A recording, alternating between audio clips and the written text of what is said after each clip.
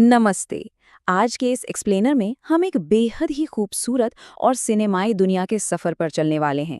एक ऐसा सफर जो हमें 90s और 2000s के दशक की उन सुनहरी और मासूम यादों में वापस ले जाएगा, जो आज भी हमारे दिलों के किसी न किसी कोने में महफूज हैं। तो चलिए अपनी यादों के उस वार्म और विंटेज फोल्डर को खोलते हैं और उसमें गहराई से उतरते हैं।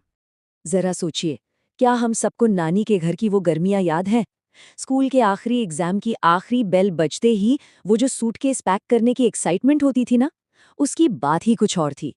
वो दिन जब छुट्टियां किसी महंगे रिजॉर्ट में नहीं बल्कि नानी के आंगन की उस सुनहरी धूप में बीतती थीं, जहां हवा में उड़ते धूल के कण भी किसी जादू जैसे लगते थे। आज हम उसी मासूम खुशी और उस दौर के जादू को एक बार फिर से महसूस करने वाले हैं। तो चलिए सबसे पहले बात करते हैं 90s और 2000s के बचपन की, उन सेंसरी मेमोरीज की जो एक बेहद ही सरल और खूबसूरत दौर की पहचान है। असल में उस दौर में गर्मियों की छुट्टियां डेस्टिनेशन पर पहुंचने के बाद शुरू नहीं होती थी, बल्कि वो तो ट्रेन के डिब्बे में कदम रखते ही शुरू हो जाती थी। अखबार में लिपटे हुए आम के अचार और स्टील के टिफिन में बंद आलू पूरी की वो खुशबू, टिंकल, चंपक और चाचा चौधरी की कॉमिक्स पढ़ते हुए वक्त बिताना, और फिर ट्रेन के खुले दरवाजे पर खड़े होकर चेहरे पर ठंडी हवा महसूस करना। जैसे ही कोई जाना पहचाना स्टेशन आता तो वो जोर से चिल्लाना, अगला स्टेशन नानी का घर है। सच में वो खुशी बिल्कुल अनफिल्टर्ड हुआ करती थी। आगे बढ़ते हैं और याद करते हैं हमारी उन गलियों के खेल और दूरदर्शन के उस सुनहरे दौर को। मतलब 90s का बचपन बिना दूरदर्शन के तो बिल्कुल अधूरा है ना? उस दौर की टीवी शोज ने तो एक पूरी जेनरेशन को ही बांध कर रखा था।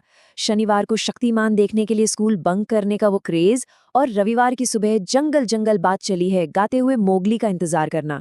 देख भाई देख और श्रीमान श्रीमती जैसे शोज जो पूरे परिवार को एक साथ बैठकर हंसने का मौका देते थे। और कोई विक्रम बेताल की वो कहानियां कैसे भूल सकता है, जो हमें सही और गलत का फर्क सिखाती थी। या फिर ब्योमकेश बख्शी का वो बेहतरीन सस्पेंस। ये सब सिर्फ टीवी शोज नहीं थे, ये हमारे बचपन का एक बहुत जरूरी रूटीन थे।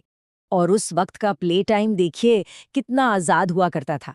गिल्ली डंडा, कबड्डी और खो खो खेलते हुए शाम कब ढल जाती थी पता ही नहीं चलता था। 24 इंच की उस भारी भरकम एटलस साइकिल को कैची चलाना सीखना, या वो पिंक पेप्लस की सवारी, संकरी गलियों में गिरना, घुटने छिलना और फिर से उठकर खेलने भाग जाना तो एक आम बात थी।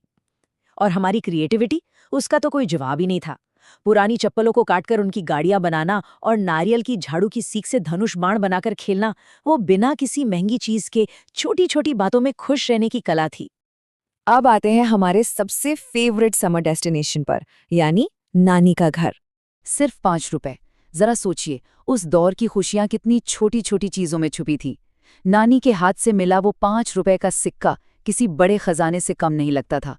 उसी 5 रुपए को लेकर मोहल्ले की दुकान पर दौड़कर जाना, 1 रुपए वाली टॉफी, संतरे वाली आइस कैंडी या कुरकुरे खरीदना, उस मासूम और गहरी खुशी का आज के किसी महंगे गिफ्ट से कोई मुकाबला है ही नहीं। और नानी के घर की रातें, ओहो, वो भी किसी सिनेमा से कम नहीं होती थी। जैसे ही वो फिक्स्ड पावर कट यानी लाइट जाती थी, और वो तो होना ही था, वैसे ही सबका एक अलग नाइट शिफ्ट शुरू हो जाता था। छत पर चांदनी रात के नीचे मच्छरदानियों के अंदर पूरा कजिन्स का ग्रुप इकट्ठा होता था, और फिर शुरू होती थी बड़े कजिन्स की वो डरावनी भूतों की कहानियां। डर के मारे कोई अकेला टॉयलेट भी नहीं जाता था, सब एक दूसरे से चिपक कर सोते थे। लेकिन उन डरावनी कहानियों ने हमें कोई ट्रॉमा नहीं दिया, बल्कि जिंदगी भर के लिए एकदम खूबसूरत कोर मेमोरीज दी। अब जरा उस दौर और आज के दौर का कंट्रास्ट देखिए। पहले जब हम डार्करूम खेलते थे तो एक कमरे में ढेर सारे कजिन्स होते थे। वो चीखना, चिल्लाना और पकड़े जाने का वो मजा, वो एक कम्युनिटी फीलिंग थी। और आज की डिजिटल दुनिया में इंसान यूट्यूब पर हॉरर शॉट्स तो देख रहा है, लेकिन बिल्कुल अकेले बैठकर। वो जो एक साथ डरने और हंसने वाला शोर था ना, वो अब कहीं खो सा गया है। तो चलिए अब इस बात पे थोड़ा गौर करते हैं कि आज का बचपन हमारे 90s के बचपन से कितना अलग हो चुका है। अगर हम आज के हालात पर नजर डालें तो बहुत कुछ बदल चुका है। 90 के दशक में हमें अंधेरा होने तक मोहल्ले की एक तय सीमा तक आज़ादी से घूमने की परमिशन होती थी। ढलते सूरज के साथ माओं का हमें आवाज देकर घर बुलाना एक रोज का काम था। लेकिन आज सोशल मीडिया और लगातार आ रही खबरों ने माता पिता के अंदर एक ऐसा डर पैदा कर दिया है कि वो बच्चे को हमेशा अपनी नज़रों के सामने रखना चाहते हैं। आज बच्चों के लिए बाकायदा प्ले डेट्स शेड्यूल की जाती है और कुछ जगहों पर तो बच्चों की सेफ्टी के लिए जीपीएस ट्रैकर तक का इस्तेमाल होने लगा है। और खेल के तरीके भी तो बदल गए हैं। उस दौर के खेल हमारे विकास में कैसे मदद करते थे, जरा ये देखिए। जब हम छुपन छुपाई खेलते थे तो इससे कम्युनिकेशन बढ़ता था, टीम बिल्डिंग होती थी और स्पेशल अवेयरनेस यानी जगह की समझ बढ़ती थी कि कौन से कोने में छुपना सही रहेगा। इसके उलट आज प्ले स्टेशन पर गेम खेलना या 10 मिनट डिलीवरी ऐप से तुरंत सामान मंगा लेना बच्चों को एक आरामदायक और सैनिटाइज माहौल तो दे रहा है, लेकिन उनमें चुनौतियों से लड़ने की वो क्षमता, वो रेजिलियंस विकसित नहीं होने दे रहा। पता है, मॉडर्न पेरेंटिंग रिसर्च भी अब ये मानती है कि बच्चों को हर दिन कम से कम 3.5 घंटे की आउटडोर एक्टिविटी की बहुत ज़रूरत है। 90s की जनरेशन को ये सब गलियों के खेल और पिताओं के साथ होने वाली उस रफ हाउसिंग या साइकिल चलाने के दौरान बहुत ही स्वाभाविक रूप से मिल जाता था। वो फिजिकल बॉन्डिंग बहुत ज़रूरी थी, जो आज के इस स्क्रीन टाइम वाले दौर में काफ़ी कम हो गई है। खैर, अब सिर्फ यादों की बात नहीं करते, इन यादों के पीछे के मनोविज्ञान यानी साइंस को भी समझते हैं। ये एक बहुत ही दिलचस्प रिसर्च है।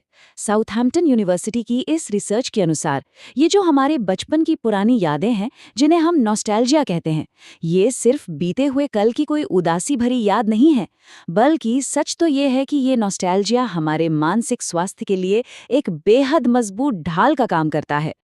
वैसे क्या आप जानते हैं कि 17वीं सदी में इस नॉस्टैल्जिया शब्द का मतलब क्या था? सुनकर शायद अजीब लगे, लेकिन जोहान्स हॉफर ने इसे एक दिमागी बीमारी कहा था। उस वक्त माना जाता था कि जो स्विस सैनिक अपने घर से दूर युद्ध लड़ रहे हैं, उन्हें आल्प्स के पहाड़ों पर गायों के गले में बंधी घंटियों की लगातार आवाज या हवा के दबाव के कारण ये मानसिक बीमारी हो जाती थी।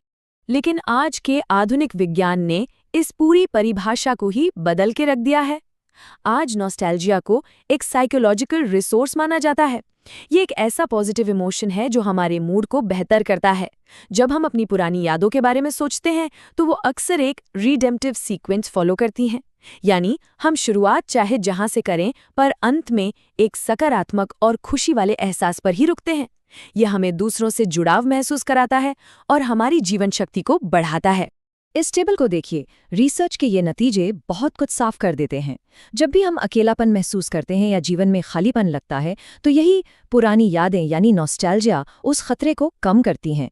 ये हमें याद दिलाती हैं कि हम अकेले नहीं हैं, हमारा भी एक खूबसूरत अतीत रहा है और हमारे रिश्ते कितने मायने रखते हैं। इससे हमें समाज से जुड़ाव और जीवन में अर्थ होने का एक गहरा एहसास होता है। तो यहाँ सबसे अहम बात यह है कि वो ट्रेन का सफ़र, वो बिजली जाने पर सुनाई जाने वाली कहानियाँ, वो एटलस साइकिल से गिरना, वो सब सिर्फ टाइम पास नहीं था। वो ऐसे अनुभव थे जिन्होंने हमें मानसिक रूप से मजबूत बनाया। आज की इस तनाव भरी अडल्ट लाइफ में जब हम पलटकर उन सुनहरे पलों को याद करते हैं, तो वो यादें हमें आज की मुश्किलों से लड़ने की ताकत और एक अजीब सा सुकून देती हैं। हम सब बड़े हो गए हैं। वो खाली मैदान और वो संकरी गलियां शायद पीछे छूट गई हैं। वो ढलते सूरज की सुनहरी धूप में खेलते हुए बच्चे अब शायद कहीं दफ्तरों में काम कर रहे हैं। लेकिन जब भी हम पुरानी तस्वीरें देखते हैं तो चेहरे पर वो मासूम मुस्कान खुद ब खुद आ ही जाती है। सच ही है, बचपन चला गया पर यादें आज भी जिंदा हैं। क्या हमें नहीं लगता कि आज की इस भागदौड़ भरी जिंदगी में कभी-कभी उन पुरानी यादों वाले फोल्डर को खोलकर जी लेना चाहिए? इस बारे में विचार जरूर कीजिएगा। आज के इस एक्सप्लेनर में बस इतना ही।